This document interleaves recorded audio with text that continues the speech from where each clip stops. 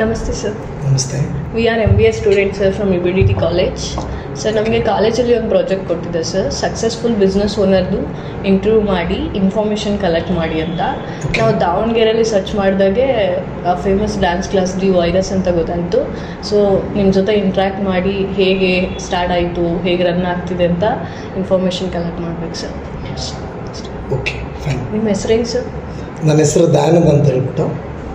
Okay, ಯಾವಾಗ start ಮಾಡಿ sir? So ನಂದು ಈ ಇನ್ಸ್ಟಿಟ್ಯೂಟ್ ಸ್ಟಾರ್ಟ್ ಮಾಡಿಬಿಟ್ಟು 2013 ಸ್ಟಾರ್ಟ್ ಮಾಡಿದ್ದು. ಸೊ ದಿಸ್ ಇಸ್ 2025 ಅಂದರೆ ಇಲ್ಲಿಗೆ 13 ವರ್ಷ ಎಕ್ಸಲೆನ್ಸ್ ಆಗಿದೆ ಇವತ್ತಿಗೆ ಶುರು ಮಾಡಿ. ಅಂದರೆ ಸರ್ ಇದು ನಿಮ್ಮ ಇಂಟ್ರೆಸ್ಟಿಂದ ಸ್ಟಾರ್ಟ್ ಮಾಡಿದ್ರೆ ಅಥವಾ ಯಾರಾದರೂ ಇನ್ಸ್ಪಿರೇಷನ್? ಸೊ ಇದು ಎರಡೂ ಕೂಡ ಇದೆ. ಇನ್ಸ್ಪೈರ್ ಅನ್ನೋದಾದರೆ ನಮ್ಮ ತಂದೆಯವರಿಂದ. ಸೊ ನಮ್ಮ ತಂದೆಯವರು ತುಂಬ ಡ್ಯಾನ್ಸ್ ಎಲ್ಲ ಮಾಡ್ತಾಯಿದ್ರು ಮುಂಚೆ. ಸೊ ಅವರು ಕೆಲವೊಂದು ಟೈಮಲ್ಲಿ ಆ ಪಾರ್ಟ್ಗಳನ್ನು ಸ್ಟೋರಿ ವೈಸು ಯಾರಾದರೂ ಮೂಲಕ ಹೇಳ್ತಾಯಿದ್ರು. ಸೊ ಅದನ್ನು ಕೇಳಿದಾಗಲೇ ಸೊ ಬೈ ಬ್ಲಡ್ಡೇ ಅನ್ಕೋತೀನಿ ಆಲ್ಮೋಸ್ಟ್. ಸೊ ಅದನ್ನ ನೋಡಿಬಿಟ್ಟು ನಮಗೆ ಡ್ಯಾನ್ಸ್ ಮಾಡಬೇಕು ಅಂದಾಗ ನಾವು ಪ್ರೊಫೆಷ್ನಲ್ ಡ್ಯಾನ್ಸ್ ಕ್ಲಾಸಸ್ನ ಚೂಸ್ ಮಾಡಿದ್ವಿ. ಸೊ ನನ್ನ ಫ್ರೆಂಡ್ಸು ಒಬ್ಬರು ಹೇಳಿದರು ಈ ಥರ ಇದೆ, ಚೆನ್ನಾಗಿದೆ ಅಂತ. ಸೊ ಕಾಲೇಜ್ ಡೇಸಲ್ಲಿ ಡ್ಯಾನ್ಸ್ ಮಾಡಲಿಕ್ಕೆ ಅಂತ ಜಾಯಿನ್ ಮಾಡಲಿಕ್ಕೆ ಹೋಗಿದ್ದು. ಅಲ್ಲಿಂದ ನನಗೆ ಸ್ವಲ್ಪ ಇಂಟ್ರೆಸ್ಟ್ ಜಾಸ್ತಿ. ಸೊ ಸ್ಕೂಲ್ ಡೇಸ್ಗಳಲ್ಲಿ ಅಷ್ಟೊಂದು ಪಾರ್ಟಿಸಿಪೇಷನ್ ಇರಲಿಲ್ಲ ಡ್ಯಾನ್ಸಲ್ಲಿ. ಸೊ PU ಬರ್ತಾ PU ಆದ ನಂತರ ನನಗೆ ಸ್ವಲ್ಪ ಇಂಟ್ರೆಸ್ಟ್ ಸ್ವಲ್ಪ ಜಾಸ್ತಿ ಆಗ್ತಿತ್ತು. ಸೊ ಅವಾಗಿಂದ ಒಂದು ಹಾಬಿ ಥರ ಸ್ಟಾರ್ಟ್ ಮಾಡಿದೆ. ಸೊ ಇವತ್ತು ನಾನು ಅದು ಪ್ರೊಫೆಷ್ನಲ್ ಆಗಿ ತೊಗೊಂಡಿದ್ದೆ. ಅಂದರೆ ನೀವು ಒಬ್ಬರೇ ಓನರ್ ಸರ್ ಅಥವಾ ಪಾರ್ಟ್ನರ್ಶಿಪ್ ಏನಾದರೂ? ಸೊ ಇದನ್ನು ನಾನು ಈ ಇನ್ಸ್ಟಿಟ್ಯೂಟ್ನ ನಾನು ಶುರು ಮಾಡಿದಾಗ ನಾನು ನನ್ನ ಫ್ರೆಂಡ್ಸ್ ಇದ್ವಿ. ಸೊ ನನ್ನ ಫ್ರೆಂಡ್ಸು ಕೂಡ ಬೇರೆ ಇನ್ಸ್ಟಿಟ್ಯೂಟ್ ಮಾಡ್ಕೊಂಡ್ರು. ಸೊ ಈ ಇನ್ಸ್ಟಿಟ್ಯೂಟ್, ಈ ಡಿ ವೈರಸ್ ಟನರ್ಸನ ಇನ್ಸ್ಟಿಟ್ಯೂಟ್ನ ಸೊ ಫೌಂಡರ್ ಆಗಿ ನಾನೇ ಸ್ಟಾರ್ಟ್ ಮಾಡಿರೋಂಥದ್ದು. ಸೊ ಬರ್ತಾ ನನ್ನ ಸ್ಟೂಡೆಂಟ್ ಅಂದರೆ ನನ್ನ ಬ್ರದರು, ಸೊ ಆನಂದ್ ಅಂತೇಳಿ. ಸೊ ಅವ್ರಿಗೆ ನಾನು ಇಂಟೆನ್ಸಿವ್ ಟ್ರೈನಿಂಗ್ ಎಲ್ಲ ಕೊಟ್ಬಿಟ್ಟು ಅವ್ರಿಗೂ ಎಲ್ಲ ಮಾಸ್ಟರ್ ಟ್ರೈನಿಂಗ್ ಮುಗಿಸ್ಕೊಂಡಿದ್ದೀನಿ. ಸೊ ನನ್ನ ಅಸಿಸ್ಟೆಂಟಾಗಿ ಅವರು ವರ್ಕ್ ಮಾಡ್ತಾ ಹೋಗ್ತಾರೆ. ಸೊ ನಾನು ಫೌಂಡರ್ ಆದರೆ ಫೌಂಡರ್ ಅಂತೇಳಿ ಆನಂದ್ ಸೇರ್ತಾರೆ. ದಿ ವೈರಸ್ ಒಂಥರ ಯೂನಿಕ್ ನೇಮ್ ಇದೆಲ್ಲ. ಸೊ ವೈರಸ್ ಅಂದ ತಕ್ಷಣವೇ ಸೊ ಡಿ ಅಂದರೆ ಬೇರೆದೇ ಇದೆ. ಸೊ ವೈರಸ್ ಅಂದ ತಕ್ಷಣ ಫಸ್ಟ್ ಮೈಂಡ್ಸೆಟ್ ಬರೋವಂಥದ್ದು ಏನೋ ಒಂದು ಸ್ವಲ್ಪ ಬ್ಯಾಡ್ ಬರುತ್ತೆ. ಬಟ್ ವೈರಸ್ ಅಂದರೆ ನಾವು ಸೈಂಟಿಫಿಕಾಗಿ ನೋಡ್ತಾ ಹೋದ್ವಿ ಅಂತಂದರೆ ಇಟ್ ವಿಲ್ ಸ್ಪ್ರೆಡ್. ಸೊ ನಮಗೆ ಲಾಸ್ಟ್ ಗೊತ್ತಿರೋಂಗೆ ರೀಸೆಂಟಾಗಿ ಕೋವಿಡ್ ವೈರಸ್ ಅಂತ ಬಂದಾಗ ಆವಾಗ ವೈರಸ್ ಅನ್ನೋ ಪದ ಬಳಕೆ ಜಾಸ್ತಿ ಯೂಸ್ ಮಾಡಲಿಕ್ಕೆ ಸ್ಟಾರ್ಟ್ ಮಾಡಿದ್ವಿ. ಸೊ ಬಿಫೋರ್ ನಾನು 13 ವರ್ಷದ ಕೆಳಗಡೆ, ಇವತ್ತಿಗೆ ಕಂಪೇರ್ ಮಾಡಿದ್ರೆ 13 ವರ್ಷದ ಕೆಳಗಡೆ ಸೊ ವೈರಸ್ ಅನ್ನೋದು, ಯಾಕಂದರೆ ನಾನು ಸೈನ್ಸ್ ಬ್ಯಾಕ್ಗ್ರೌಂಡ್ ಸ್ಟೂಡೆಂಟು. ಸೊ ಅದು ಒಂದು ಫ್ಯಾಮಿಲಿಯರ್ ಇತ್ತು ವರ್ಡ್ ನನಗೆ ವೈರಸ್ ಅನ್ನೋದು. ಸೊ ನಂದು ಪ್ರೊಫೆಷನ್ ಡ್ಯಾನ್ಸ್ ಅಂತ ಇರೋದ್ರಿಂದ ವೈರಸ್ ಅಂದರೆ ಇಟ್ ವಿಲ್ ಸ್ಪ್ರೆಡ್. ಸೊ ಕೆಟ್ಟದಂತ ಹೇಳ್ತಾ ಇಲ್ಲ, ಸರಿ ಅಲ್ವಾ? ಸೊ ಇಟ್ ವಿಲ್ ಸ್ಪ್ರೆಡ್ ಅಂತೇಳಿ. ಸೊ ಅದಕ್ಕೋಸ್ಕರ ನಾನು ಡಿ ಅನ್ನೋದು ಚೂಸ್ ಮಾಡಿದೆ. ಡಿ ಅಂದರೆ ಫಸ್ಟ್ ಆಪ್ರೇಷನಲ್ಲಿ ಡಿ ಅಂತ ಬಂದರೆ ಡ್ಯಾನ್ಸ್ ಅಂತ ಕರಿತೀವಿ. ಸೊ ಎರಡನೇದು ನಾನು ಡಿ ಅಂತ ಶುರು ಮಾಡಲಿಕ್ಕೆ ಕಾರಣ ದಾವಣಗೆರೆ. ಮೂರನೇದು ನನ್ನ ಹೆಸರು ದಯಾನಂದ್ ಅಂತೇಳಿ. ಸೊ ಇದಿಷ್ಟು ಇಟ್ಕೊಂಡು ಮೇನ್ ಥಿಂಗ್ ಅಂತಂದರೆ ಡಿಸಿಪ್ಲಿನ್. ಸೊ ಡಿಸಿಪ್ಲಿನ್ನಾಗೂ ಕೂಡ ಮಾಡ್ಬೋದು. ಸೊ ಡಿ ಅನ್ನೋದನ್ನ ಒಂದು ಮೇನ್ ಇದು ಇಟ್ಕೊಂಡ್ಬಿಟ್ಟು ವೈರಸ್ ಅನ್ನೋದನ್ನ ನಾನು ಸ್ಪ್ರೆಡ್ಡಿಂಗ್ ತೊಗೊಂಡು ಸೊ ಈ ಥರದ್ದು ಡಿ ವೈರಸ್ ಟನ್ನರ್ಸ್ ಅಂತೇಳಿ ಮಾಡ್ತೀನಿ. ಫಸ್ಟ್ ನೀವು ಇಲ್ಲೇ ಸ್ಟಾರ್ಟ್ ಮಾಡಿದ್ದು ಸರ್, ಇದೇ ಲೊಕೇಶನ್? ಸೊ ಇಲ್ಲ, ಇದು ನಂದು ಹೊಸ ಲೊಕೇಶನು. ಇಲ್ಲಿ ಸ್ಟಾರ್ಟ್ ಮಾಡಿಬಿಟ್ಟು 1.5 ವರ್ಷ ಆಯಿತು. ಸೊ ಅಲ್ಲಿವರೆಗೂ ಸೊ 10 years ನಾನು ನಂದು KB ಎಕ್ಸ್ಟೆನ್ಷನಲ್ಲಿ ಗುರುಕುಲ ವಿದ್ಯಾಲಯ ಅಂತ ಇದೆ. ಸೊ ಅಲ್ಲಿ ಒಂದು ಫಸ್ಟ್ ಬ್ರ್ಯಾಂಚ್ ಫೌಂಡೇಶನ್ ನಾನು ಈ ಇನ್ಸ್ಟಿಟ್ಯೂಟ್ನ ನಾನು ಶುರು ಮಾಡಿದ್ದು ಅಲ್ಲಿನೇ ಆಗುತ್ತೆ. ಸೊ ಅದು ಫಸ್ಟ್ ಬ್ರ್ಯಾಂಚ್ ಆಗಿರುತ್ತೆ. ಇದು ನಂದು ಸೆಕೆಂಡ್ ಬ್ರ್ಯಾಂಚ್. ಬಟ್ ಇದು ನ್ಯೂ ಬ್ರ್ಯಾಂಚ್ ಅಂತೇಳಿ ನಾವು ಪ್ಲ್ಯಾನ್ ಮಾಡಿಕೊಂಡಿದ್ದೆ. ಸ್ಟಾರ್ಟಿಂಗ್ ಎಷ್ಟು ಇನ್ವೆಸ್ಟ್ಮೆಂಟ್ ಮಾಡಿದ್ದು? ಸೊ ಸ್ಟಾರ್ಟಿಂಗ್ ಅಂತಂದರೆ ಆವಾಗ ನಾನು ಈ ಪ್ರೊಫೆಷನ್ನ ಸ್ಟಾರ್ಟ್ ಮಾಡಬೇಕು ಅಥವಾ ಕ್ಲಾಸ್ ಸ್ಟಾರ್ಟ್ ಮಾಡಬೇಕು ಅಂತಂದಾಗ ಫೈನಾನ್ಷಿಯಲಿ ಅಂತ ಏನೂ ಸಪೋರ್ಟ್ ಇರ್ತಾ ಇರಲಿಲ್ಲ. ಸೊ ಹೇಗೆ ಅಂತಂದರೆ ಮಿಡಲ್ ಕ್ಲಾಸ್ ಫ್ಯಾಮಿಲಿ ಆಗಿರೋದ್ರಿಂದ ಅಷ್ಟಕ್ಕೊಂದು ಫೈನಾನ್ಷಿಯಲ್ ಸಪೋರ್ಟ್ ಇರ್ತಾ ಇರಲಿಲ್ಲ. ಸೊ ನಮ್ಮದು ಒಂದು ಇಂಟ್ರೆಸ್ಟ್ ಇತ್ತು, ಹಾಬಿ ಇತ್ತು. ಸೊ ನಾನು ಕಲಿತಾ ಬಂದೆ, ಒಂದು ಸ್ವಲ್ಪ ನಾಲೆಡ್ಜು ಸ್ವಲ್ಪ ಕಲಿತೆ. ಅದಾದ ನಂತರ ನನಗೂ ಕೂಡ ಕೆಲವು ಆಪರ್ಚುನಿಟೀಸ್ ಸಿಗ್ಲಿಕ್ಕೆ ಸ್ಟಾರ್ಟ್ ಆಯಿತು. ಸೊ ಆ ಆಪರ್ಚುನಿಟೀಸ್ ನಾನು ಯುಟಿಲೈಸ್ ಮಾಡ್ಕೊಂಡ್ಬಿಟ್ಟು ಚಿಕ್ಕ ಪುಟ್ಟ ಸ್ಕೂಲ್ಗಳಿಗೆ ಕೊರಿಯೋಗ್ರಫಿಗೆ ಹೋಗ್ತಾಯಿದ್ವಿ. ಸೊ ಅಲ್ಲಿ ಸ್ವಲ್ಪ ಚೆನ್ನಾಗಿ ಕೊರಿಯೋಗ್ರಫಿ ಎಲ್ಲ ಆಗ್ತಾ ಇದ್ದಿದ್ದ ನೋಡಿಬಿಟ್ಟು ಆಡಿಯನ್ಸ್ಗಳನ್ನೇ ತುಂಬ ಚೆನ್ನಾಗಿ ಮಾಡ್ತಿದ್ದೀರಿ ಅನ್ನೋದು ಒಂದು ಮೈಂಡ್ಸೆಟ್ ಉಳಿಸ್ಕೊಳಕ್ಕೆ ಟ್ರೈ ಮಾಡಿದ್ವಿ. ಸೊ ಅಲ್ಲಿಂದ ಶುರುವಾಗಿದ್ದು ಇಲ್ಲಿವರೆಗೂ ಕೂಡ ನಾವು ಕಂಟಿನ್ಯೂ ಮಾಡ್ತಾಯಿದ್ವಿ. ಸೊ ಆವಾಗ ಒಂದು ಚಿಕ್ಕ 1-2 ಸ್ಕೂಲಿಂದ ಸ್ಟಾರ್ಟ್ ಮಾಡ್ತಿದ್ವಿ. ಥ್ರೂಔಟ್ ದಾವಣಗೆರೆ ನಾವು ಸುಮಾರು ದಾವಣಗೆರೆಯಲ್ಲಿ ಎಷ್ಟು ಸ್ಕೂಲ್ಸ್ಗಳಿದೆ, CBSE ಅಥವಾ ಸ್ಟೇಟ್ ಆಗಿರ್ಬೋದು ಅಥವಾ PU ಕಾಲೇಜು, ಇಂಜಿನಿಯರಿಂಗ್ ಕಾಲೇಜು, ಇದೆಲ್ಲನೂ ಕೂಡ ನಾವು ಈಗ ಅಟೆಂಡ್ ಮಾಡ್ತಾ ಇರ್ತೀವಿ. ಪ್ರೋಗ್ರಾಮ್ಸು, ಕೊರಿಯೋಗ್ರಫೀಸ್ ವೈಸು, ಬಿಸ್ನೆಸ್ನ ಕೂಡ ಕ್ರಿಯೇಟ್ ಮಾಡ್ತೀವಿ. Sir next future planning so future plan ಅಂತಂದರೆ ನಮ್ಮ ಇನ್ಸ್ಟಿಟ್ಯೂಟ್ನ ಬಿಸ್ನೆಸ್ ಎಕ್ಸ್ಪ್ಯಾನ್ಷನ್ ಅಂತೇಳಿ. ಸೊ ಬಿಸ್ನೆಸ್ ಎಕ್ಸ್ಪ್ಯಾನ್ಷನ್ ಯಾವಾಗ ಮಾಡ್ಲಿಕ್ಕೆ ಶುರು ಆಗುತ್ತೆ ಅಂತಂದರೆ ಇಲ್ಲಿ ನಮ್ಮಲ್ಲಿ ಕ್ವಾಲಿಟಿ ಟ್ರೈನಿಂಗ್ ಇದ್ದಾಗ ಮಾತ್ರ. ಅಂದರೆ ಫಾರ್ ಎಕ್ಸಾಂಪಲ್ ಏನಂತಂದರೆ ಯಾವುದಾದ್ರೂ ಒಂದು ಬ್ರ್ಯಾಂಡ್ ಕ್ವಾಲಿಟಿ ಇದ್ದರೆ ಮಾತ್ರ ಅದನ್ನು ನಾವು ಜಾಸ್ತಿ ಯೂಸೇಜ್ ಮಾಡ್ಬೋದು. ಜಾಸ್ತಿ ಯೂಸೇಜ್ ಅಂತಂದರೆ ನಾನು ಒಬ್ಬ ಇಲ್ಲಿ 1 hourಗೆ ಮಾತ್ರ ಇಲ್ಲಿ ಸೀಮಿತ. ಸೊ ಲಿಮಿಟೆಡ್ ಪೀಪಲ್ಸ್ಗಳಿಗೆ ನಾನು ಟ್ರೈನ್ ಮಾಡ್ಬೋದು. ಸೊ ನನ್ನ ಬಿಸ್ನೆಸ್ ಎಕ್ಸ್ಪ್ಯಾನ್ಷನ್ ಮಾಡಿದರೆ ಸೊ ನನ್ನ ಅಂಡರಲ್ಲಿ ಟ್ರೈನಿಂಗ್ ತೊಗೊಳೋಂಥ ಮಾಸ್ಟರ್ ಸರ್ಟಿಫಿಕೇಟ್ ಮಾಡಿದಂಥವ್ರನ್ನ ನನ್ನ ಇನ್ಸ್ಟಿಟ್ಯೂಟ್ಗಳಿಗೆ ನಾನು ಬಿಸ್ನೆಸ್ ಎಕ್ಸ್ಪೆನ್ಷನ್ ಮಾಡಿ ಅಲ್ಲಿಗೆ ಕೂಡ ನಾನು ಬಿಸ್ನೆಸ್ ಆಪರ್ಚುನಿಟಿನೂ ಕೂಡ ಆಗುತ್ತೆ, ಆಮೇಲೆ ಜಾಬ್ ಆಪರ್ಚುನಿಟಿ ಕೂಡ ಆಗುತ್ತೆ. ಸೊ ಆ ಥರ ಪ್ಲ್ಯಾನ್ ಮಾಡ್ತಿದ್ದೀನಿ. ಸೊ ನನ್ನ ಇನ್ಸ್ಟಿಟ್ಯೂಟಲ್ಲಿ ಮಾಸ್ಟರ್ ಕ್ಲಾಸ್ ಟ್ರೈನಿಂಗ್ ತೊಗೊಂಡವರಿಗೆ ನಾನು ಜಾಬ್ ಆಪರ್ಚುನಿಟಿನೂ ಮಾಡ್ತೀನಿ. ಸೊ ದ್ಯಾಟ್ ನನ್ನ ಬಿಸ್ನೆಸ್ ಕೂಡ ಎಕ್ಸ್ಪೆನ್ಷನ್. ನೆಕ್ಸ್ಟ್ ಆನ್ಲೈನ್ ಡ್ಯಾನ್ಸಸ್ ಎಲ್ಲ ಸೊ ಈ ನವೇಡೇಸ್ ಈಗ ಆಫ್ಲೈನು ಆನ್ಲೈನ್ ಎರಡೂ ಕೂಡ ನಡೀತಾ ಇದೆ. ಕೊರೋನಾ ಬಂದಾಗಿಂದನೂ ನಮಗೆ ಆನ್ಲೈನ್ ತುಂಬ ಅತಿ ಹೆಚ್ಚು ಕಾಣ್ತಾ ಇರೋದು. ಸೊ ಈಗಿನ ಜನ್ರೇಷನ್ಸ್ಗಳಲ್ಲಿ ಆನ್ಲೈನ್ ನೆಕ್ಸ್ಟ್ ಈಗ IT ಬೇಸ್ಡ್ ಹೋದ್ವಿ ಅಂತಂದರೆ ನಾವು ಅಥವಾ ಟೆಕ್ನಾಲಜಿ ಯೂಸ್ ಮಾಡ್ಕೊತಿರೋ ಹೋದ್ವಿ ಅಂತಂದರೆ ಸೊ ಅಪ್ಡೇಟ್ ಆಗ್ತಾ ಇದೆ. ಸೊ ನಾವು ಆನ್ಲೈನ್ ಕ್ಲಾಸಸ್ ಕೂಡ ತೊಗೋತೀವಿ. ಆ್ಯಂಡ್ ಆಫ್ಲೈನ್ ಮೆಜಾರಿಟಿ ನಾವು ಆಫ್ಲೈನ್ ಮೇಲೆ ತುಂಬ ಫೋಕಸ್ ಮಾಡ್ತೀವಿ. ನೆಸೆಸರಿ ಕ್ಲೈಂಟ್ ಮೇಲೆ ಡಿಪೆಂಡ್ ಇರುತ್ತೆ. ಸೊ ಅವರಿಗೆ ಆ್ಯಸ್ ಪರ್ ಡಿಮ್ಯಾಂಡ್ಸು ನಾವು ಸರ್ವಿಸ್ನ ಕೊಡಲಿಕ್ಕೆ ತಯಾರಿದ್ದೀವಿ. ಸರ್, ನಿಮ್ಮ ಡ್ಯಾನ್ಸ್ ಕ್ಲಾಸ್ ಸ್ಟಾರ್ಟ್ ಆದಾಗ ಜನಗಳಿಗೆ ಗೊತ್ತಾಗೋಕ್ಕೆ ಯಾವ್ಯಾವ ಥರ ಅಡ್ವರ್ಟೈಸ್ಮೆಂಟ್ ಕೊಡ್ತೀವಿ? ಸೊ ಇದು ತುಂಬ ಒಳ್ಳೆ ಕ್ವಶನ್ ಕೇಳಿದ್ದು. ಏನಂತ ಅಂದರೆ ನಾನು ಶುರು ಮಾಡಿದಾಗ ಯಾಕಂತಂದರೆ ನನ್ನಲ್ಲಿ ಕೆಲವೊಬ್ರು 4 ಜನ ಮಾತ್ರ ರೆಕಗ್ನೈಸ್ ಮಾಡಿದರು. ಆ 4 ಜನಕ್ಕೆ ನಾನು ಏನು ವರ್ಕ್ ಮಾಡ್ತೀನಿ ಅನ್ನೋದನ್ನ ತಿಳಿಸ್ಕೊಟ್ಟೆ. ಸೊ ಫಸ್ಟ್ ಬರುವಂಥದ್ದು ಇಲ್ಲಿ ಪ್ರಮೋಷನ್. ನೀವು ಕೇಳ್ತಾ ಇರೋದು ಅದೇ ಅನ್ಕೋತೀನಿ. ಸೊ ಪ್ರಮೋಷನ್ ಅಂತಂದರೆ first mouth to mouth promotion, ನಾವು ಡೈರೆಕ್ಟ್ ಪ್ರಮೋಷನ್ ಅಂತ ಕರಿತೀವಿ. ಸೊ ನನಗೆ ಗೊತ್ತಿರೋಂಥ ನಿಯರ್ ಬೈ ಏರಿಯಾಗಳಲ್ಲಿ ನನಗೆ ಗೊತ್ತಿರೋಂಥ ನಿಯರ್ ಪೀಪಲ್ಸ್ಗಳಿಗೆ ನಾನು ಹೇಳಿದೆ. ಸೊ ಅಲ್ಲಿಂದ ಒಬ್ರಿಗೊಬ್ಬರು ಸ್ಪ್ರೆಡ್ ಮಾಡ್ಲಿಕ್ಕೆ ಶುರು ಮಾಡಿದ್ರು. ಅದಾದ ನಂತರ ಚಿಕ್ಕ ಪುಟ್ಟ ನಾನು ಅಡ್ವರ್ಟೈಸ್ಮೆಂಟ್ ಲೈಕ್ ಫ್ಲೈಯರ್ಸ್ ಅಂತಂದರೆ ಪಾಂಪ್ಲೆಟ್ ಥರ ಮಾಡಿದೆ. ಸೊ ಅದಾದ ನಂತರ ನ್ಯೂಸ್ ಪೇಪರು ಅದರಲ್ಲೂ ಕೂಡ ಆ್ಯಡ್ಸ್ಗಳು ಕೊಡ್ತಾ ಹೋದ್ವಿ. ಈಗ ಈ ಜನ್ರೇಷನಲ್ಲಿ IT ಜನ್ರೇಷನಲ್ಲಿ ಈಗ ಟೆಕ್ನಾಲಜಿ ಇಂಪ್ರೂವ್ ಆಗಿರೋದ್ರಿಂದ ಸೊ ಸೋಷಿಯಲ್ ಮೀಡಿಯಾ ಪ್ಲ್ಯಾಟ್ಫಾರ್ಮ್ಗಳು ತುಂಬ ಬರ್ತಾ ಇದೆ. ಸೊ ನಾವು ಸೋಷಿಯಲ್ ಮೀಡಿಯಾ ಪ್ಲ್ಯಾಟ್ಫಾರ್ಮಲ್ಲೂ ಕೂಡ ಆ್ಯಕ್ಟಿವ್ ಆಗಿದ್ದೀವಿ. ಸೊ ಇನ್ಸ್ಟಾಗ್ರಾಮ್, ಫೇಸ್ಬುಕ್ ಅಥವಾ ಯೂಟ್ಯೂಬ್ ಆಗಿರ್ಬೋದು. ಸೊ ಯೂಟ್ಯೂಬ್ ತೊಗೊಂಡ್ವಿ ಅಂದರೆ ವರ್ಲ್ಡ್ ವೈಡ್ ನಮ್ಮದೇ ಒಂದು ಚಾನಲ್ ಇದೆ, DYRS ಚಾನಲ್ಸ್ ಅಂತೇಳಿ. ಸೊ ನಾವೇನೇ ಒಂದು ಪ್ರಾಜೆಕ್ಟ್ ಅಥವಾ ಕ್ವಾಲಿಟಿ ಪ್ರಾಜೆಕ್ಟ್ಗಳೇನಾದರೂ ಮಾಡಿದರೆ ವೀಡಿಯೋಸ್ಗಳೇನಾದರೂ ಯಾವ ರೀತಿ ಕ್ವಾಲಿಟಿ ಇರುತ್ತೆ ಅನ್ನೋದು, ಏನು ನಾವು ವರ್ಕ್ ಏನಿದೆ ಅನ್ನೋದು ಸೊ ನಮ್ಮದು ಯೂಟ್ಯೂಬ್ ಚಾನಲ್ಗಳ ಮುಖಾಂತರ ನಾವು ಅಪ್ಲೋಡ್ ಮಾಡ್ತಿದ್ವಿ. ಸೊ ಅಲ್ಲಿಂದನೂ ಕೂಡ ಸ್ವಲ್ಪ ಬಿಸ್ನೆಸ್ ಕೂಡ ನಮಗೆ ಬರಲಿಕ್ಕೆ ಶುರು ಆಗ್ತಾ ಹೋಯಿತು. ಅದೇ ರೀತಿಯಾಗಿ ಇನ್ಸ್ಟಾಗ್ರಾಮ್ನಲ್ಲಿ ಫ್ರೆಂಡ್ಸು ಎಲ್ಲ ಫಾಲೋವರ್ಸು ಆಗ್ತಾ ಬಂದರು. ಅಲ್ಲಿನೂ ಕೂಡ ಕೆಲವೊಂದು ಸಾರಿ ಪೋಸ್ಟ್ ಮಾಡಿದಾಗ ಅಲ್ಲಿನೂ ಕೂಡ ಎಂಕ್ವೈರೀಸ್ಗಳು ಶುರು ಆಯಿತು. ಸೊ ಇದು ಒಂದು ಮೇಜರ್ ಪ್ರಮೋಷನ್ನು ಅಥವಾ ಅಡ್ವರ್ಟೈಸ್ಮೆಂಟ್ ಅಥವಾ ನಾವೇನು ಗ್ರೋತಿಗೆ ಈ ಪ್ಲ್ಯಾಟ್ಫಾರ್ಮ್ಸ್ಗಳು ಅತಿ ಮುಖ್ಯವಾಗಿ ಬೇಕಾಗುತ್ತೆ. ಸರ್, ಈ DYRS ಸ್ಟಾರ್ಟ್ ಆದಾಗಿಂದ ಇದುವರೆಗೂ ಎಷ್ಟು ಪ್ರೋಗ್ರಾಮ್ಗಳು ಅಟೆಂಡ್ ಮಾಡಿದ್ದೀರಾ? ಸೊ ತುಂಬ ಸುಮಾರು ಇಲ್ಲಿಗೆ 13 ವರ್ಷ ಆಯಿತು. ಸೊ ಫಸ್ಟ್ ಸ್ಟಾರ್ಟ್ ಮಾಡಿದಾಗ ನಾನಿದ್ದೆ. ಸೊ ಒಬ್ಬನಿಂದ ಶುರು ಮಾಡಿದ್ದು, ಒಂದು ಟೀಮ್ ಜೊತೆಗೆ ಜಾಯಿನ್ ಮಾಡ್ಕೊಂಡಿದ್ದು, ಟೀಮ್ ಜೊತೆಗೆ ಮಾಡಿಬಿಟ್ಟು ಅದೇ ಆದ ನಂತರ ನಾನು ಒಂದು ಸ್ವಲ್ಪ ನಾಲೆಡ್ಜ್ ಕಲಿಬಿಟ್ಟು ಒಂದು ಮೆಚುರಿಟಿ ಬಂದಮೇಲೆ ನಾನು ಒಂದು ಫ್ಯೂ ಸ್ಟೂಡೆಂಟ್ಸ್ಗಳಿಗೆ ಟ್ರೈನ್ ಮಾಡ್ತಾ ಸೊ ಇಲ್ಲಿಗೆ ಒಂದು ಹೆಚ್ಚು ಕಮ್ಮಿನೂ ಒಂದು 200, 250, 300 ಪ್ರೋಗ್ರಾಮು ವರೆಗೂ ಮಾಡಿದ್ವಿ. ಅಪ್ರಾಕ್ಸಿಮೇಟ್ ಅಂತಂದ್ರೂ ತಿಂಗಳಿಗೆ ಒಂದು 4-5 ಪ್ರೋಗ್ರಾಮ್ ಆಗ್ತಾ ಇರೋದು.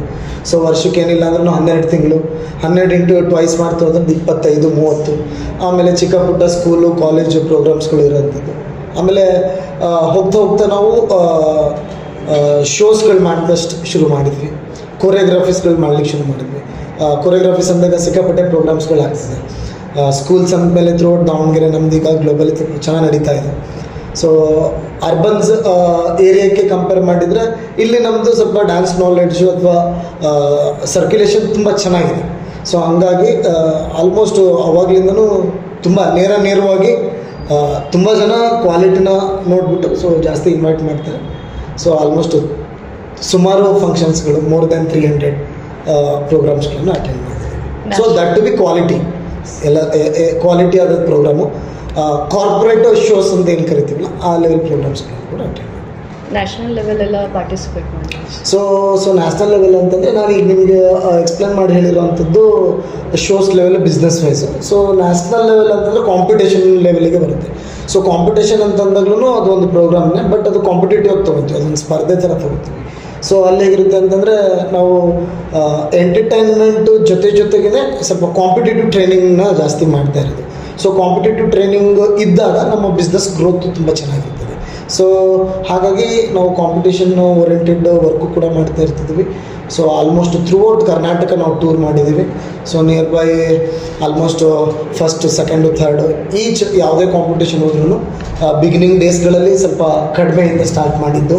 ಇನ್ಷಿಯಲಿ ಕೆಲವು ತಪ್ಪು ಒಪ್ಪುಗಳಾಗ್ತಾಯಿದ್ವು ಕಾಂಪಿಟೇಷನ್ಸ್ಗಳಲ್ಲಿ, ಕೆಲವು ಸರಿ ಸೋಲ್ ಕಾಣ್ತಿದ್ವಿ. ಸೊ ಹೋಗ್ತಾ ಹೋಗ್ತಾ ಎಕ್ಸ್ಪೀರಿಯೆನ್ಸ್ ಆದಾದಂಗೆ ನಮಗೆ ಐಡಿಯಾಸ್ಗಳು ಅಥವಾ ನಾಲೆಡ್ಜ್ ಜಾಸ್ತಿ ಬರ್ತಾ ಹೋಗ್ತು. ಸೊ ಒಂದು ಕಾಂಪಿಟೇಷನಿಂದ ಇನ್ನೊಂದು ಕಾಂಪಿಟೇಷನ್ ಮಾಡ್ತಾ ನಮಗೆ ನಮ್ಮ ಒಂದು ನಾಲೆಡ್ಜು ಜಾಸ್ತಿ ಆಗ್ತಾ ಕಾಂಪಿಟೇಟಿವ್ ಇಂಟೆನ್ಸು ಸ್ವಲ್ಪ ಜಾಸ್ತಿ ಆಯಿತು. ಸೊ ಅದು ಜಾಸ್ತಿ ಆದಾಗಿಂದನೂ state level throughout state ಎಲ್ಲ ಸೈಡೂ ಕೂಡ ಹೋಗಿ ಫಸ್ಟ್ ಸೆಕೆಂಡು ಥರ್ಡ್ ಮಾಡಿದ್ದೀವಿ.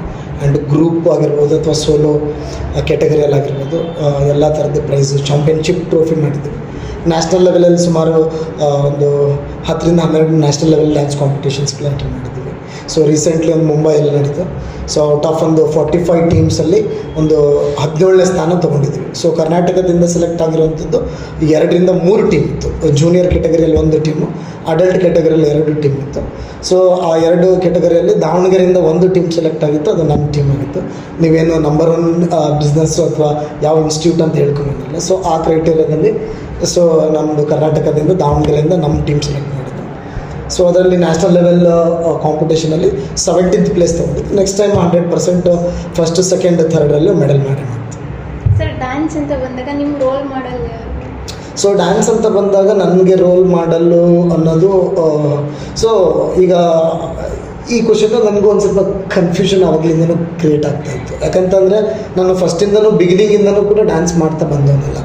ಸೊ ಬೆಳೀತಾ ಒಂದು ನಾಲೆಡ್ಜ್ ಬಂದಮೇಲೆ ಸೊ ನಂದು ಫ್ಯಾಮಿಲಿ ಟ್ರೀ ನೋಡ್ತಾ ಹೋಗ್ಬೇಕು. ಫ್ಯಾಮಿಲಿ ಟ್ರೀ ನೋಡ್ತಾ ಹೋದರೆ ನಮ್ಮ ತಂದೆ ಸ್ವಲ್ಪ ಡ್ಯಾನ್ಸರ್ ಇದ್ದರು. ಅವರಿಗೆ ಅಂದರೆ ಆರ್ಟ್ ಕಲೆ, ಸೊ ಡ್ಯಾನ್ಸ್ ಅನ್ನೋದು ಒಂದಿತ್ತು. ಸೊ ನಮ್ಮ ಅವರ ಅಪ್ಪ ಅಂದರೆ ನಮ್ಮ ತಂದೆಯವ್ರ ತಂದೆ ಅವರು ಮ್ಯೂಸಿಕ್ ಟೀಚರ್ ಇದ್ದರು. ಸೊ ಇದರಿಂದ ಗೊತ್ತಾಗುತ್ತೆ ನಮಗೆ ಡ್ಯಾನ್ಸ್ ಅಥವಾ ಆರ್ಟ್ ಕಲೆ ಅನ್ನೋದು ಸೊ ರಕ್ತದಲ್ಲೇ ಬಂದಿರೋವಂಥದ್ದು. ಸೊ ಅದು ಒಂದು ಮೇನ್ ಕಾರಣ ಅನ್ಕೋತೀನಿ. ಅದಕ್ಕಿಂತ ಬಿಫೋರ್ ಅಂತಂದರೆ ಅದೇ ನಮ್ಮ ಕಾಲೇಜ್ ಡೇಸಲ್ಲಿ ಕೋರಿಯೋಗ್ರಫಿ ಅಂತ ಹೋಗಿದ್ವಿ. ಸೊ ಆ ಟೈಮ್ಗಳಲ್ಲಿ ಒಂದು ಇನ್ಸ್ಟಿಟ್ಯೂಟ್ ನೋಡಿದ್ವಿ, ಅಲ್ಲಿ ಜಾಯಿನ್ ಮಾಡಿದ್ವಿ. ಮಾಡ್ತಾ ನಮ್ಮ ಟೀಚರ್ಸ್ಗಳೇ ನಮಗೆ ಇನ್ಸ್ಪಿರೇಷನ್ ಅಂತ ಹೇಳ್ತೀವಿ. ಸೊ ನಮ್ಮ ಟೀಚರ್ ನಮಗೆ ತುಂಬ ಚೆನ್ನಾಗಿ ಟ್ರೈನ್ ಮಾಡ್ತಾಯಿದ್ರು. ನಮಗೆ ಬರೋಂಥ ಕೋರಿಯೋಗ್ರಾಫರ್ಸ್ ಹೊರಗಡೆಯಿಂದ ಬ್ಯಾಂಗ್ಳೂರಿಂದನೂ ಕೂಡ ಬರೋರು. ಆಮೇಲೆ ಇಲ್ಲಿ ಲೋಕಲಲ್ಲಿ ನಮ್ಮ ಟೀಚರ್ಗಳು ಇರ್ತಾಯಿದ್ರು. ಸೊ ಅವ್ರನ್ನ ನೋಡಿಬಿಟ್ಟು ನಾವು ಸ್ವಲ್ಪ ಇನ್ಸ್ಪೈರ್ ಆಗಿ ಸ್ಟಾರ್ಟ್ ಮಾಡಿದ್ವಿ. ಮೇನ್ಲಿ ನನಗೆ ಶಿವ ಅಂದರೆ ಇಷ್ಟ. ಸೊ ನೃತ್ಯಕ್ಕೆ ದೇವರು ಅಂತಂದರೆ ನಾವು ಶಿವ ಅಂತಲೇ ಕರಿತೀವಿ, ನಟರಾಜ ಅಂತ ಕರಿತೀವಿ. ಸೊ ಇದಿಷ್ಟು ಕೂಡ ನಾನು ನಟರಾಜ ರೂಪನ ನನ್ನ ಗುರುಗಳಲ್ಲಿ ಕಾಣ್ತೀನಿ. ಸೊ ಹಾಗಾಗಿ ನನಗೆ ಗುರುಗಳು, ತಂದೆ ಅಥವಾ ದೇವರು ಅಂತಂದರೆ ಈ 3 ಜನ ಆಗಿರ್ತಾರೆ. ಸರ್ ಬಿಗ್ ಟ್ರೋಫಿ ಇದೆಯಲ್ಲ, ಇದು ಎಲ್ಲಿ ಗೆದ್ದಿದ್ದು? ಸೊ ಇದು ಬಂದ್ಬಿಟ್ಟು state level competition, Shiva school of dance ಇದು ಡ್ಯಾನ್ಸ್ ಅಪ್ಪುನಮನ 24 ಅಂತ ರೀಸೆಂಟಾಗಿ ನಡೆದಿರೋಂಥದ್ದು. ಸೊ ಬ್ಯಾಂಗ್ಳೂರಲ್ಲಿ ಇದು ಕಾಂಪಿಟೇಷನ್ ನಡೆದಿದ್ದು. ಅದರಲ್ಲಿ ಸೀನಿಯರ್ ಕ್ಯಾಟಗರಿಯಲ್ಲಿ ಫಸ್ಟ್ ರನ್ನರ್-ಅಪ್ ತೊಗೊಂಡಿದ್ವಿ. ಸೊ ಭಾಳ ಖುಷಿಯಾಗುತ್ತೆ ಈ ಟ್ರೋಫಿ ನೋಡಿದರೆ. ಅದಕ್ಕೋಸ್ಕರ ನನ್ನ ಕ್ಯಾಬಿನಲ್ಲಿ ಇಲ್ಲೇ ನನ್ನ ಜೊತೆಗೆ ಇಟ್ಕೊಂಡಿದ್ದೀನಿ. ಯಾಕಂದ್ರೆ ನಮ್ಮ ಬಾಸು ಅಪ್ಪು ಸರ್ ಇದ್ದಾರೆ. ಸೊ ನಮ್ಮ ಕನ್ನಡ ಇಂಡಸ್ಟ್ರಿಯಲ್ಲಿ ತುಂಬ ಚೆನ್ನಾಗಿ ಡ್ಯಾನ್ಸ್ ಮಾಡೋವಂಥವ್ರು ಅಂತಂದರೆ ಅಪ್ಪು ಸರು. ಸೊ ಅವ್ರದ್ದೊಂದು ಬ್ಲೆಸ್ಸಿಂಗ್ಸ್ ಅಂತ ಹೇಳ್ತೀವಿ. ಸೊ ಈ ಥರ ಟ್ರೋಫಿನ ನಾನು ಯಾವಾಗಲೂ ಗೆಲ್ಲಿಗೆ ಇಷ್ಟಪಡ್ತೀನಿ. ಸೊ ಇದ್ರ ಹಿಂದ್ಗಡೆನೂ ಕೂಡ ಒಂದು ಸ್ಟೋರಿನೂ ಇರುತ್ತೆ, ಆಮೇಲೆ ಗ್ರೋತು ಇರುತ್ತೆ, ಸಕ್ಸಸ್ಸು ಇರುತ್ತೆ. ಆಮೇಲೆ ನಾವೇನು ಹೇಳ್ತೀವಿ, ನೀವು ಬಿಸ್ನೆಸ್ ಓರಿಯೆಂಟೆಡ್ ಏನು ಎಂಟ್ರಿ ಮಾಡಲಿಕ್ಕೆ ಅಂದ್ರೆ ಬಿಸ್ನೆಸ್ ಇರುತ್ತೆ. ಕಾಂಪಿಟೇಟಿವ್ ಆಗಿ ಪ್ರೈಸ್ ಮನಿ ಅಂತಲೂ ಇಡ್ತಾರೆ. ಸೊ ಪ್ರತಿ ಕಾಂಪಿಟೇಷನಲ್ಲಿ ಫಸ್ಟ್ ಅಂತಂದ್ರೆ ಫಸ್ಟ್ ಸೆಕೆಂಡ್ ಥರ್ಡ್ ಅಂತಂದರೆ ಫಸ್ಟ್ 80,000 40,000 30,000 ಇಡ್ತಾರೆ. ಸೊ ತಿಂಗಳಲ್ಲಿ ಏನಿಲ್ಲ ಅಂದರೆ ಒಂದು 2ರಿಂದ 3 ಕಾಂಪಿಟೇಷನ್ ಆರ್ಗನೈಸ್ ಆಗ್ತಾ ಇರ್ತದೆ.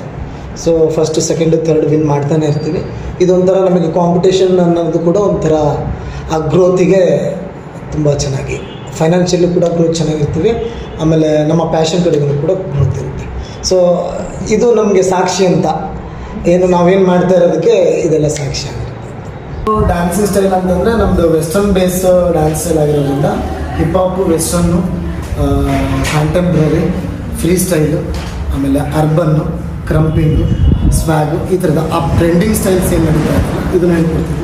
ಆಮೇಲೆ ನಮ್ಮ ಕರ್ನಾಟಕ ಫೋಕ್ ಆಗಿರ್ಬೋದು, ಆಮೇಲೆ ಸೆಮಿ ಕ್ಲಾಸಿಕಲ್ ಅಂತ ಹೇಳ್ಕೊಡ್ತೀವಿ, ಕಥಕ್ ಸ್ಟೈಲ್ ಹೇಳ್ಕೊಡ್ತೀವಿ, ಕಂಸಾಳೆ, ಈ ಥರದ್ದು ಎಲ್ಲ ಫಾರ್ಮೇಟ್ಗಳ ಡ್ಯಾನ್ಸ್ಗಳನ್ನು ಕೂಡ ಹೇಳ್ಕೊಡ್ತೀವಿ. ಸ್ಟಾರ್ಟಿಂಗ್ ಇನ್ವೆಸ್ಟ್ಮೆಂಟ್ ಎಷ್ಟು? ಸೊ ಇನ್ವೆಸ್ಟ್ಮೆಂಟ್ ಅಂದರೆ ಆ್ಯಸ್ ಪರ್ ರಿಕ್ವೈರ್ಮೆಂಟ್. ಈಗ ನೋಡಿ, ಈಗ ನಂದು ಇನ್ಸ್ಟಿಟ್ಯೂಟ್ ಬಂದ್ಬಿಟ್ಟು ಈಗ ನಮಗೆ ಸ್ಪೇಷಿಯಸ್ಸು ಈ ಕಡೆ 40 ಅಡಿ ಇದೆ. ನಿಮಗೆ ಹಾಲ್ ಸ್ಪೇಸೇ 40 ಅಡಿ 15 ಅಡಿ ಸಿಗುತ್ತೆ. ಸೊ ಈ ಥರದ್ದು ಸ್ಪೇಸ್ ಮೇಲೆ ಡಿಪೆಂಡ್ ಆಗುತ್ತೆ. ನಮಗೆ ಸ್ಪೇಸು ಎಷ್ಟು ಚಿಕ್ಕ ಆಗ್ತಾ ಹೋಗುತ್ತೋ ಇನ್ವೆಸ್ಟ್ಮೆಂಟ್ ಕೂಡ ಅಷ್ಟು ಚಿಕ್ಕದಾಗುತ್ತೆ. ನಾವು ಸ್ಪೇಸ್ನ ಎಷ್ಟು ದೊಡ್ಡದು ಮಾಡ್ತಾ ಹೋಗ್ತೀವೋ ಅಷ್ಟು ಇನ್ವೆಸ್ಟ್ಮೆಂಟ್ ಜಾಸ್ತಿ ಆಗುತ್ತೆ. ಇನ್ವೆಸ್ಟ್ಮೆಂಟ್ ಅಂತ ಅಂದರೆ ಮೇನ್ ಇನ್ವೆಸ್ಟ್ಮೆಂಟ್ ಡ್ಯಾನ್ಸ್ ಕ್ಲಾಸ್ ಶುರು ಮಾಡೋರಿಗೆ ಅಂತಂದರೆ ಅವ್ರ ಡ್ಯಾನ್ಸಿಂಗ್ ನಾಲೆಡ್ಜು, ಆ ಒಂದು ಪ್ರೊಫೆಷನಲ್ಗೆ ಏನು ಬೇಕಲ್ಲ ಆ ನಾಲೆಡ್ಜು ಮೇನ್ ಇನ್ವೆಸ್ಟ್ಮೆಂಟ್ ಅಂತ ಹೇಳ್ತೀವಿ. ಇನ್ನು ಉಳ್ಕಿದ್ದೆಲ್ಲ ನಾವು ಈಗೇನು ಮಾಡ್ತಾ ಇದ್ದೀವಿ ಅಥವಾ ಈ ಥರದ್ದು ಈಗ ಆಲ್ಟ್ರೇಷನ್ಗೆ ಮಾಡಿದ್ದೀವಿ ಅಥವಾ ನಮ್ಮ ಡ್ಯಾನ್ಸ್ ಇನ್ಸ್ಟಿಟ್ಯೂಟ್ನ ಒಳಗಡೆ ನೋಡಿದ್ದೀವಿ. ಸೊ ಆ ಇನ್ಸ್ಟಿಟ್ಯೂಟ್ಗಳಿಗೆ ನಾವು ಇಂಟೀರಿಯರ್ ಅಂತ ಹಾಕಿರ್ತೀವಿ. That is for alteration. ಅದು ಒಂದು ಬಿಸ್ನೆಸ್ನ ಗ್ರ್ಯಾಬ್ ಮಾಡೋದಕ್ಕೆ, ಅಟೆನ್ಷನ್ನ ಗ್ರ್ಯಾಬ್ ಮಾಡೋದಕ್ಕೆ ಅಷ್ಟೇ. ಮೇನ್ ಇನ್ವೆಸ್ಟ್ಮೆಂಟ್ ಅಂದರೆ ನಾಲೆಡ್ಜ್ ಅಂತ ಹೇಳಿ. ಲಾಟ್ ಆಫ್ ಕಾಂಪಿಟೇಟರ್ ನಾನೇ ಆಗಿರ್ತೀನಿ ಆ್ಯಂಡ್ ನನ್ನ ಸ್ಟೂಡೆಂಟ್ಸ್ ಆಗಿರ್ತಾರೆ ನನಗೆ. ಯಾಕಂದರೆ ನಾನು ಟ್ರೈನ್ ಮಾಡಿರೋಂಥ ನಾಲೆಡ್ಜು ಪ್ಲಸ್ ಅವ್ರದ್ದು ಯೂನಿಕ್ ಥಿಂಗ್ಸ್ಗಳನ್ನು ಸೇರಿ ಅವರು ರಿಪ್ಲಿಕೇಟ್ ಆಗ್ತಾ ಹೋಗ್ತಾರೆ, ಮಲ್ಟಿಪ್ಲೈ ಆಗ್ತಾ ಹೋಗ್ತಾರೆ. ಸೊ ನನಗೆ ಕಾಂಪಿಟೇಟರ್ ಅಂದರೆ ನಾನೇ ಆಗಿರ್ತೀನಿ, ನನ್ನ ಮೈಂಡ್ಸೆಟ್ಟೇ ಆಗಿರುತ್ತೆ ಆ್ಯಂಡ್ ನನ್ನ ಸ್ಟೂಡೆಂಟ್ಸ್ಗಳೇ ಆಗಿರ್ತಾರೆ. ಯಾಕಂತಂದರೆ ನನ್ನಿಂದ ನಾಲೆಡ್ಜ್ ಏನು ಮಾಡಿರ್ತಾರೆ. ಸೊ ಹಾಗಾಗಿ ನನಗೆ ಕಾಂಪಿಟೇಟರ್ ನಾನೇ, ನನ್ನ ಅಂಡರಲ್ಲಿರುವಂಥ ಸ್ಟೂಡೆಂಟ್ಸ್ಗಳೇ ಆಗಿರ್ತಾರೆ. ಬೇರೆ ಡ್ಯಾನ್ಸ್ ಕ್ಲಾಸ್ ಇದಾವಲ್ಲ ಸರ್, ಇದರಲ್ಲಿ ನಿಮ್ಮ ಡ್ಯಾನ್ಸ್ ಕ್ಲಾಸಲ್ಲಿ ಏನೇನು ಸ್ಪೆಷಲ್ ಇದೆ? ಸೊ ಬೇರೆ ಡ್ಯಾನ್ಸ್ ಕ್ಲಾಸ್ಗೂ ನಮ್ಮ ಡ್ಯಾನ್ಸ್ ಕ್ಲಾಸ್ಗೂ ಸ್ಪೆಷಾಲಿಟೀಸ್ ಕೇಳ್ತಾ ಇದ್ದೀರಾ, ಡಿಫ್ರೆನ್ಸಸ್ ಏನು ಕೇಳ್ತಾ ಇದ್ದೀರಾ? ಸೊ ನಾ ಹೇಳಿದೆ ಇದು ನಂದು ಪ್ರೊಫೆಷ್ನಲ್ ಕ್ಲಾಸಸ್, ಏನೋ ಎಂಟರ್ಟೈನ್ಮೆಂಟ್ ಬೇಸ್ ಅಲ್ಲದೆ ಕಾಂಪಿಟೇಟಿವ್ ಆಗಿ ಪ್ರಿಪೇರ್ ಮಾಡ್ತಾ ಇದ್ದೀನಿ ಅಂತೀನಿ. ಸೊ ಹಾಗಾಗಿ ಇಲ್ಲಿ ಕ್ವಾಲಿಟಿ ಟ್ರೈನಿಂಗ್ನ ನಾವು ಜಾಸ್ತಿ ಮೋಟಿವೇಟ್ ಮಾಡ್ತಾ ಹೋಗ್ತೀವಿ, ಕಲ್ಚರ್ನ ಕಲ್ಟಿವೇಟ್ ಮಾಡ್ತಾ ಹೋಗ್ತೀವಿ. ಸೊ ಹಾಗಾಗಿ ಬೇರೆ ಏನಾಗುತ್ತೆ ಜಸ್ಟ್ ಫಾರ್ ಎಂಟರ್ಟೈನ್ಮೆಂಟು ಏನೋ ಒಂದು ಟೈಮ್ ಪಾಸ್ ಅಂತ ಬರ್ತಾರೆ. ಅದ್ರ ಜೊತೆಗೂ ಕೂಡ ಇಲ್ಲಿ ನಾವು ಕ್ವಾಲಿಟಿ ಟ್ರೈನಿಂಗು ಆಮೇಲೆ ಕಾಂಪಿಟೇಟಿವ್ ಪ್ರಿಪ್ರೇಷನ್ ಮಾಡ್ತೀವಿ. ಸೊ 100% ನಾವು ಅವರಿಗೆ ಇಂಟೆನ್ಸಿವ್ ಟ್ರೈನಿಂಗ್ ಇರುತ್ತೆ ಅನ್ನೋದು ಸ್ಪೆಷಲ್ ಥಿಂಗ್ಸ್ ಇರ್ತದೆ. ಆಮೇಲೆ ಜುಂಬಾ, ಏರೋಬಿಕ್ಸು, ಆಮೇಲೆ ಡ್ಯಾನ್ಸು, ಆಮೇಲೆ choreographies, event management. So all in one package, all in one roof ಅಂತಾರಲ್ಲ, ಡ್ಯಾನ್ಸ್ ಬಗ್ಗೆ ಏನೇ ಒಂದು ಬೇಕಂತಂದ್ರೂ ಕೂಡ ನಮ್ಮ ಇನ್ಸ್ಟಿಟ್ಯೂಟ್ನ ಏನಾದರೂ ಪ್ರಿಫರ್ ಮಾಡಿದರೆ, ಕಾಂಟ್ಯಾಕ್ಟ್ ಮಾಡಿದರೆ 100% ಸರ್ವಿಸ್ ಇರುತ್ತೆ. ಸೊ ಹಂಗಾಗಿ ಕಂಪೇರ್ಡ್ ಟು ಬೇರೆ ಕಡೆಗೆ ಅಂತಂದರೆ ದಟ್ಸ್ ವಾಟ್ ಏನು ನಾವು ಕ್ವಾಲಿಟಿ ಟ್ರೈನಿಂಗ್ ಮಾಡ್ತಾ ಇದ್ದೀವಲ್ಲ ಅದೇ ಸ್ಪೆಷಲ್ ಥಿಂಗ್ಸ್ ಅಂತಲೇ ಹೇಳ್ತೀವಿ. ನವೇ ಡೇಸ್ ಎಲ್ಲದೂ ಕೂಡ ಫೇಕ್ ಆಗ್ತಾ ಇರುತ್ತೆ, ಸಮ್ಟೈಮ್ಸ್ ಕೆಲವು ಫೇಕ್ ಪ್ರಾಮಿಸಸ್ ಆಗಿರ್ತದೆ. ಸೊ ನನ್ನ ಇನ್ಸ್ಟಿಟ್ಯೂಟ್ ಅಂತ ಅಲ್ಲ, ಬೇರೆ ಇನ್ಸ್ಟಿಟ್ಯೂಟ್ ಅಂತಲೂ ಅಲ್ಲ. ಯಾಕಂದರೆ ಬೇರೆಯವ್ರದ್ದು ಹೆಸರು ಹೇಳ್ಬಿಟ್ಟು ಅವ್ರದ್ದು ಬಿಸ್ನೆಸ್ನ ಲಾಸ್ ಮಾಡೋಂಥದ್ದಲ್ಲ. ಬಟ್ ಕಾಮನ್ಲಿ ಯಾಕೆ ಇದನ್ನು ಹೇಳ್ತಾ ಇದ್ದೀನಿ ಅಂತಂದರೆ 0% ನಾಲೆಡ್ಜ್ ಇಟ್ಕೊಂಡು ಬಂದು ಮಾಡ್ತಾ ಇರ್ತಾರೆ. ಸೊ ಆವಾಗ ಕ್ವಾಲಿಟಿ ಟ್ರೈನಿಂಗ್ ಕೊಟ್ಟಿಲ್ಲ ಅಂತಂದಾಗ ಸ್ಪೆಷಲ್ ಥಿಂಗ್ಸ್ಗಳು ಹುಡುಕ್ತಾ ಹೋಗ್ತಾರೆ, ಬೆಸ್ಟ್ ಯಾವುದಿದೆ ಅಂದಾಗ ಕೆಲವು ರಿವ್ಯೂಸ್ಗಳು ಬಂದಿರೋ ಪ್ರಕಾರ ಪೇರೆಂಟ್ ಅಥವಾ ಕ್ಲೈಂಟ್ಸ್ಗಳು ಏನು ರಿವ್ಯೂ ಕೊಟ್ಟಿದ್ದಾರೆ. ಸೊ ನಿಮ್ಮದು ಕ್ವಾಲಿಟಿ ಟ್ರೈನಿಂಗ್ ಇರೋದ್ರಿಂದನೇ ನಾವು ನಿಮಗೆ ಜಾಸ್ತಿ ಹುಡ್ಕೊಂಡು ಬರ್ತೀವಿ, ಇಲ್ಲಿಗೆ ಹುಡ್ಕೊಂಡು ಬರ್ತೀವಿ ಅದು ಈ ವಿಚಾರ. ಏನಾದರೂ ಚಾಲೆಂಜಸ್ ಫೇಸ್ ಮಾಡಿದ್ದಾರೆ ಸರ್?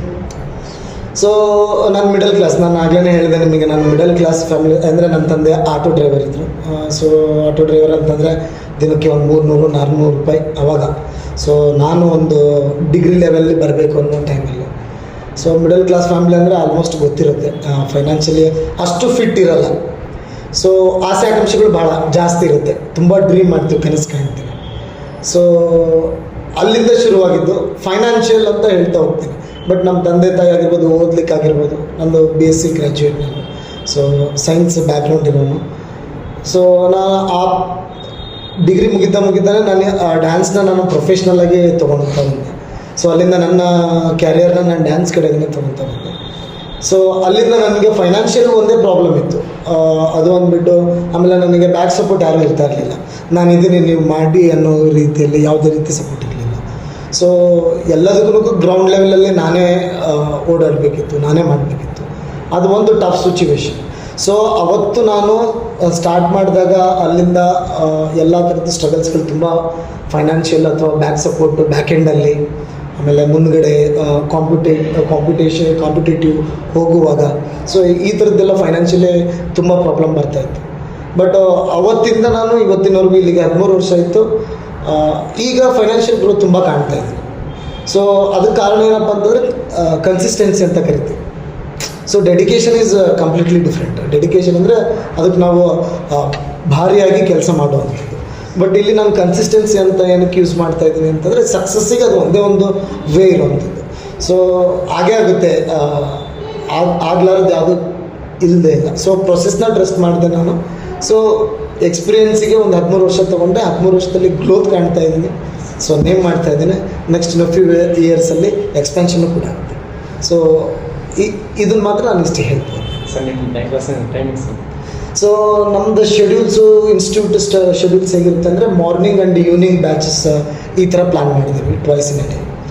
ಸೊ ಯಾಕೆ ಮಾರ್ನಿಂಗ್ ಈವ್ನಿಂಗು ಮತ್ತು ಡೇ ಟೈಮಲ್ಲಿ ಯಾಕಿರಲ್ಲ ಅಂತಂದರೆ, ಡೇ ಟೈಮಲ್ಲಿ ನಾವು ಯೂಸ್ ಮಾಡ್ತಾ ಇರೋದು ಏನಾದರೂ ಕೊರಿಯೋಗ್ರಫೀಸು ಅಥವಾ ಪರ್ಸ್ನಲ್ ಟ್ರೈನಿಂಗ್ಸ್ಗಳು ಏನಾದರೂ ಇದ್ದರೆ, ಸೊ 10 to 4 ಅನ್ನೋ ಒಂದು ಟೈಮಿಂಗ್ಸ್ ಒಳಗಡೆಗೆ ಅದು ಸ್ಟಾರ್ಟ್ ಆಗ್ತದೆ. ಮಾರ್ನಿಂಗ್ ಸೆಷನ್ಸ್ ಅಂತಂದರೆ ಕ್ಲಾಸಸ್ ಅಂತಂದರೆ ಮಾರ್ನಿಂಗು 6:15 ಸ್ಟಾರ್ಟ್ ಆಗ್ತದೆ. ಸೊ ಅಪ್ ಟು 10 o'clockವರೆಗೂ ರೆಗ್ಯುಲರ್ ಬ್ಯಾಚಸ್ ಇರುತ್ತೆ. ಸೊ ಫಸ್ಟ್ ಮಾರ್ನಿಂಗ್ ಜುಂಬಾ ಬ್ಯಾಚಸ್ಗಳಿರ್ತವೆ. ಸೊ ಸಪ್ರೇಟ್ ಫಾರ್ ಗರ್ಲ್ಸಿಗೆ, ಲೇಡೀಸಿಗೆ ಸಪ್ರೇಟ್ ಇರುತ್ತೆ, ಜೆಂಟ್ಸ್ ಬಾಯ್ಸಿಗೆ ಕೂಡ ಸಪ್ರೇಟ್ ಇರುತ್ತೆ. ಆ್ಯಂಡ್ ಈವ್ನಿಂಗ್ ಸೆಷನ್ಸ್ ಅಂತ ಮಾಡ್ತಾಯಿದ್ವಿ. ಅಲ್ಲಿ ಕೂಡ ಒಂದು 4 ಬ್ಯಾಚಸ್ ಇರುತ್ತೆ. So 5 to 7 years ಒಂದಿರುತ್ತೆ. ಆಮೇಲೆ 8 years to 12 years 14 yearsವರೆಗೂ ಒಂದು ಬ್ಯಾಚ್ ಇರುತ್ತೆ. ಅದಾದಮೇಲೆ 16 years ಮೇಲ್ಪಟ್ಟಿಂದ ಒಂದು 25 yearsವರೆಗೂ ಒಂದು ಬ್ಯಾಚ್ ಇರುತ್ತೆ. ಅದಾದ ನಂತರ ಎಲ್ಲ ಬ್ಯಾಚ್ಗಳಲ್ಲೂ ಕೂಡ ದಿ ಬೆಸ್ಟ್ ಡ್ಯಾನ್ಸರ್ಸ್ ಅಂದರೆ level up training. So intensive level up training ಅಥವಾ ಕಾಂಪಿಟೇಷನ್ ಟ್ರೈನಿಂಗು ಅಥವಾ ಕಾರ್ಪೊರೇಟ್ ಶೋಸ್ಗಳಿಗೆ ಟ್ರೈನಿಂಗ್ ಬ್ಯಾಚಸ್ ಕೂಡ ಮಾಡಿ ಯಾರ್ಯಾರು ತುಂಬ ಚೆನ್ನಾಗಿ ಟ್ರೈನಿಂಗ್ ತೊಗೋತಾ ಇರ್ತಾರೆ, ಸೊ ಸ್ಕಿಲ್ಸ್ನ ಅಪ್ಗ್ರೇಡ್ ಮಾಡ್ಕೊಂಡಿರ್ತಾರೆ, ಅವರಿಗೆ ಸಪ್ರೇಟ್ ಬ್ಯಾಚಸ್ಗಳನ್ನು ಕಂಡಕ್ಟ್ ಮಾಡ್ತೀವಿ. ಸ್ಟಾಫ್ ಇದ್ದಾರಲ್ಲ ಸರ್, ಎಷ್ಟು ಜನ ಸ್ಟಾಫ್ಸ್? ಸೊ ಸ್ಟಾಫ್ ಅಂತಂದರೆ ನನ್ನಲ್ಲಿ ಈಗ ಆ ಕಡೆಗೆ ಒಂದು ಬ್ರಾಂಚ್ ಇದೆ, ಅಲ್ಲಿ 2 members ಇದ್ದಾರೆ, ಇಲ್ಲಿ ಒಂದು 2 members ಇದ್ದಾರೆ, ನಾನೊಬ್ಬ. ಸೊ 2, 2, 3 ಒಂದು 4, 5 ಒಂದು 6 members, ಅರೌಂಡ್ 6 members ಒಂದು ಸ್ಟಾಫ್ ಇದ್ದೀವಿ. ಸೊ ಎಲ್ಲರೂ ಕೂಡ ನನ್ನ ಹತ್ರನೇ ಮಾಸ್ಟರ್ ಟ್ರೈನಿಂಗ್ ತೊಗೊಂಡಿರ್ತಾರೆ. ಸೊ ಎಲ್ಲರೂ ಕೂಡ ನ್ಯಾಷನಲ್ ಲೆವೆಲ್ ಪ್ರೈಸ್ ವಿನ್ ಮಾಡಿರೋವಂಥದ್ದು, ಕಾಂಪಿಟೇಟರ್ ಇರೋವಂಥವ್ರೆ ಟ್ರೈನಿಂಗ್ಗಳು ಕೊಡ್ತಾ ಇರೋಂಥದ್ದು. ಒಳ್ಳೆ ಎಕ್ಸ್ಪೀರಿಯೆನ್ಸ್ ಮೇನ್ಲಿ.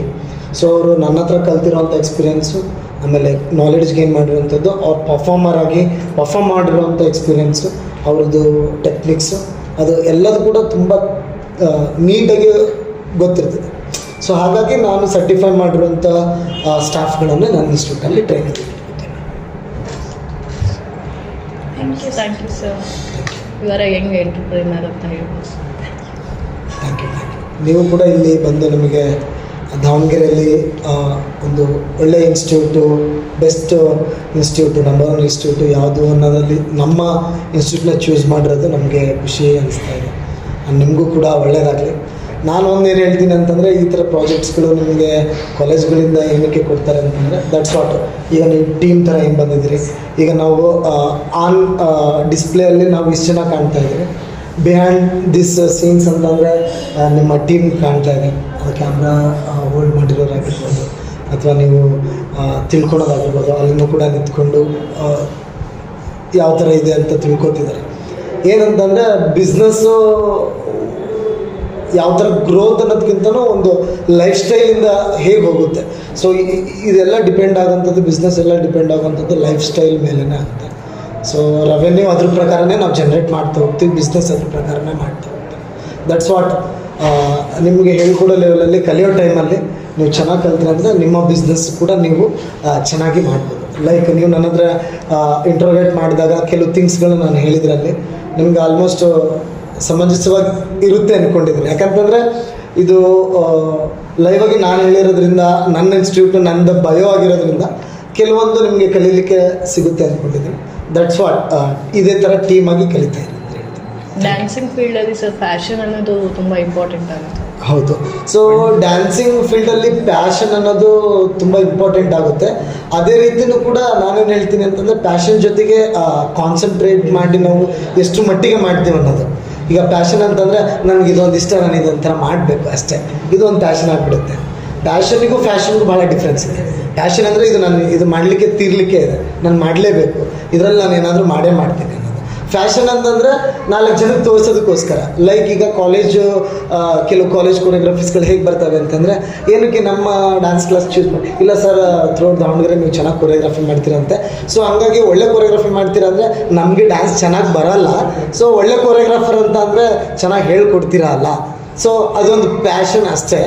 ಕಲೀಲೇಬೇಕು ಅನ್ನೋದೇನಿಲ್ಲ, ನೀವು ಚೆನ್ನಾಗಿ ಹೇಳ್ಕೊಡ್ತೀರ ಅಂತ ಕೇಳ್ಪಟ್ಟಿದ್ದೀವಿ, ನೀವು ಚೆನ್ನಾಗಿ ಹೇಳೇ ಕೊಡ್ತೀರಾ ಅನ್ನೋ ಕಾರಣಕ್ಕೆ ಅನ್ನೋದು ಅದು ಪ್ಯಾಷನ್. ಇದು ಪ್ಯಾಷನ್ ಅಂದರೆ ಇನ್ನು ಕೆಲವರು ಬಂದಿರ್ತಾರೆ, ಇಲ್ಲ ಸರ್ ನಾನು ಒಂದು 30 ಕಿಲೋಮೀಟ್ರಿಂದ ಬಂದಿದ್ದೀನಿ, ನಿಮ್ಮ ಇನ್ಸ್ಟಿಟ್ಯೂಟೇ ಹುಡ್ಕೊಂಡು ಬಂದಿದ್ದೀನಿ. ಏನಕ್ಕೆ ಅಂತಂದ್ರೆ ನೀವು ಕ್ವಾಲಿಟಿ ಇಂಟೆನ್ಸಿವ್ ಟ್ರೈನಿಂಗ್ ಕೊಡ್ತೀರಾ, ನಿಮ್ಮ ಹತ್ರ ಕಲಿತು ನಾವು ಮಾಡಿದರೆ ಏನಾದರೂ ಒಂದು ಅಚೀವ್ ಮಾಡ್ತೀವಿ, ಅದಕ್ಕೆ ನಾವು ಪ್ಯಾಷನ್ ಡ್ಯಾನ್ಸಲ್ಲಿ ಇವೆರಡೂ ಇರಲೇಬೇಕಾಗುತ್ತೆ. ಸೊ ಒಂದು ಅಟೈರ್ ಆಗಿರ್ಬೋದು, ಇನ್ನೊಂದು ಮೈಂಡ್ ಸೆಟ್, ನಮ್ಮ ಮೈಂಡ್ ಒಳಗಡೆಗೆ ನಾವೇನು ಕಲ್ಟಿವೇಟ್ ಮಾಡ್ಕೊಂಡಿದ್ದೀವಿ ಅನ್ನೋದು ಭಾಳ ಇಂಪಾರ್ಟೆಂಟ್. ಇವಾಗ ಹೊಸ ಬಿಸ್ನೆಸ್ ಸ್ಟಾರ್ಟ್ ಮಾಡೋರಿಗೆ ಅಥವಾ ಡ್ಯಾನ್ಸ್ ಕ್ಲಾಸಸ್ ಸ್ಟಾರ್ಟ್ ಮಾಡೋರ್ತೀನಿ ಅನ್ನೋರಿಗೆ ನಿಮ್ದು ಏನಾದರೂ ಸಜೆಷನ್ಸ್ ಇದೆನಾ ಸರ್? ಹೊಸದಾಗಿ ಡ್ಯಾನ್ಸ್ ಕ್ಲಾಸ್ ಶುರು ಮಾಡೋರಿಗೆ ನನ್ನ ಕಡೆಯಿಂದ ಏನು ಸಜೆಷನ್ಸ್ ಕೊಡ್ತೀನಿ ಅಂತಂದರೆ, ಸೊ ಈಗಿನ ಜನ್ರೇಷನ್ನು ತುಂಬ ಟೆಕ್ನಿಕಲಿಂದ ಡಿಸೈನ್ ಆಗಿರೋಂಥ ಜನ್ರೇಷನ್, ಫ್ಯೂಚರ್ ತುಂಬ ಚೆನ್ನಾಗಿ ಬೆಳೀತಾ ಇದೆ. ಸೊ ಇಲ್ಲಿ ಚಿಕ್ಕ ಮಕ್ಕಳಿಗೂ ಕೂಡ ತುಂಬ ನಾಲೆಡ್ಜ್ ಬರ್ತಾ ಇರುತ್ತೆ. ಈಗ LKG UKG ಮಕ್ಕಳ ಕೈಯಲ್ಲಿ ಮೊಬೈಲ್ ಕೊಟ್ಟರು ಕೂಡ ವಾಟ್ಸಪ್ ಆಗಿರ್ಬೋದು, ಫೇಸ್ಬುಕ್ ಅಥವಾ ಯಾವುದೋ ಒಂದು ಯೂಟ್ಯೂಬ್ ವಿಡಿಯೋ ಆನ್ ಮಾಡಿಕೊಂಡು ಡ್ಯಾನ್ಸ್ ಕಲಿತಾರೆ. ಸೊ ಹಾಗಿರೋದ್ರಿಂದ ಹೊಸದಾಗಿ ಶುರು ಮಾಡಬೇಕನ್ನಿರೋರು 100% knowledge, 100% knowledge, financial knowledge, experience, ಆಮೇಲೆ ಒಳ್ಳೆ ಟ್ರೈನರ್ ಹತ್ರ ಅವರು ಟ್ರೈನಿಂಗ್ ತೊಗೊಂಡು ಅವ್ರದ್ದೊಂದು ಸಜೆಷನ್ಸ್ ತೊಗೊಂಡು ಶುರು ಮಾಡಿದರೆ ತುಂಬ ಚೆನ್ನಾಗಿ ಗ್ರೋತ್ ಮಾಡ್ಬೋದು, ಪ್ರೊಫೆಷ್ನಲ್ ಆಗಿ ಗ್ರೋತ್ ಕಾಣ್ಬೋದು ಅಂತಲೇ ಹೇಳಲಿಕ್ಕೆ ಇಷ್ಟಪಡ್ತೀನಿ. ಇದಿಷ್ಟು ಮಾಡಿದರೆ ಸಕ್ಸಸ್ ಆಟೋಮೆಟಿಕ್ಲಿ ಬಂದೇ ಬರುತ್ತೆ. That's why. Thank you sir.